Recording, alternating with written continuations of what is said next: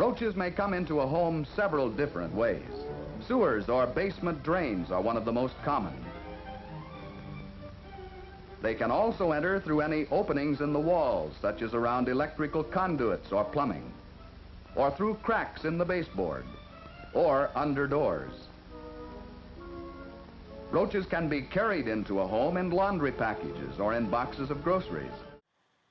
Our homes are part of an intricate ecosystem, and the small creatures that live with us connect our homes with the homes of our neighbors.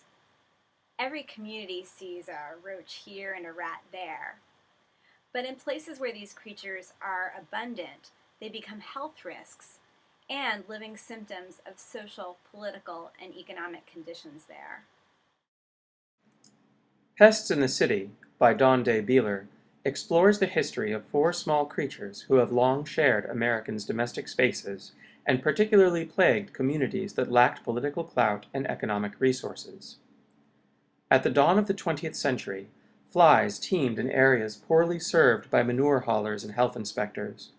Bedbugs spread rapidly in poor neighborhoods where residents could rely only on home remedies and their own labor to manage them.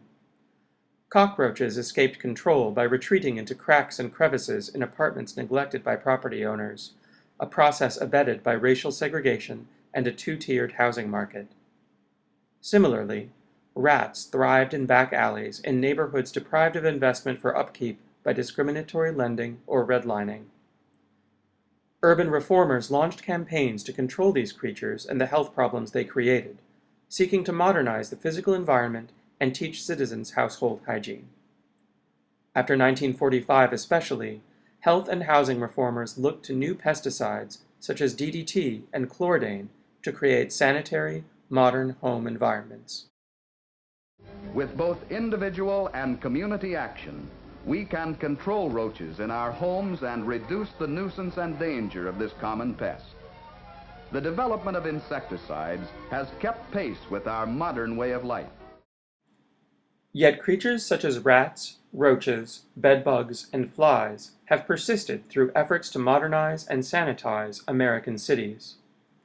Many pest control campaigns launched by health and housing agencies attempted to change the physical environment, but few attempted to overcome practices like racial segregation or discriminatory lending that contributed to degraded housing.